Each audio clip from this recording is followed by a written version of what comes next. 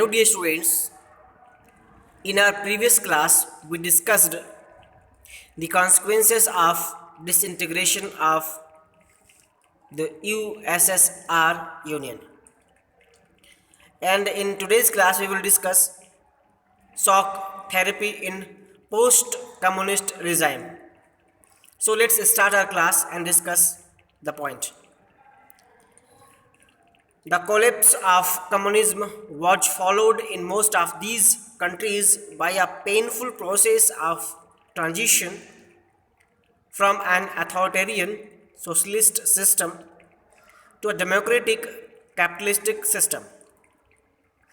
Dear students, after the disintegration of USSR, several countries were developed, several countries were separated from that union, and after separation, those countries opted democratic capitalist system over communism or authoritarian socialist system. So it was quite painful for those countries who took the decision to change their system from socialist system to capitalist system, and the model of transition in Russia, Central Asia and East Europe that was influenced by the World Bank and IMF came to be known as shock therapy. And the model of transition in Russia as well as in Central Asia and in East Europe, and which was influenced by the World Bank and International Monetary Fund. That model was known as shock therapy. Shock therapy varied in intense and speed amongst the former Second World countries, but its direction and features were quite similar. Shock therapy, which was the model of the World Bank and IMF International Monetary Fund, was varied in speed in different countries of the Second World, but the features of that model, shock therapy, were almost quite similar in each and every country. So the model was introduced in the similar with the similar features. Each of these countries was required to make a total shift to a capital economy, which meant rooting out completely any structures evolved during the Soviet period. And according to the model of shock therapy, each of these countries have to make total change from socialist economy to capitalist economy, and it means that first of all they have to wash out, they have to destroy the structure completely which was developed during the Soviet Union period or by the USSR. Above all, it meant that private ownership was to be dominant pattern of ownership of property. It means that earlier where there was socialist system, the property belonged to the state, the government, and after adopting capitalistic system, there was dominance of private players, private ownership over the property. Privatization of the state assets and corporate ownership patterns were to be immediately brought in.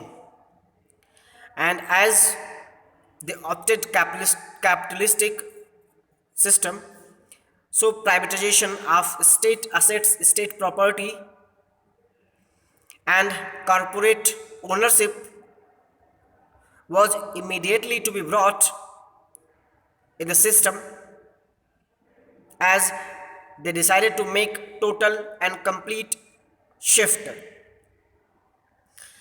Collectively, farms were to be replaced by private farming and capitalism in agriculture. And soon, collectively, the farms which were earlier under the control of government or state were replaced by the private farming and capitalism in agriculture field. This transition ruled out any alternate or third way other than state controlled socialism or capitalism.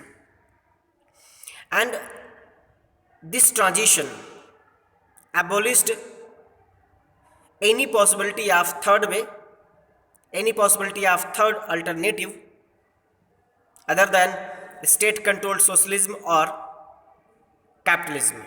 So there was no third possibility. And then shock therapy also involved a drastic change in the external orientation of these economies. Shock therapy also had influence over the external affairs, external relations of these economies as they turned from socialist to economic capitalistic system. Development was now envisaged through more trade, and thus a sudden and complete switch to free trade was considered essential. And in the private ownership, we know we make development through the trades business, and that's why the sudden need for the development of free trade was considered, was felt, and it was also essential for the development of these economies. The free trade regime and foreign direct investment were to be the main engines of change.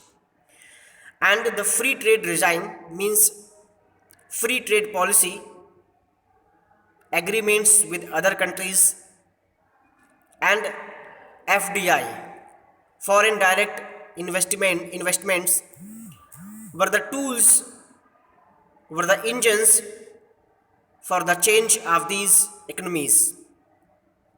This also involved openness to foreign investment, financial opening up or deregulation, and currency convertibility.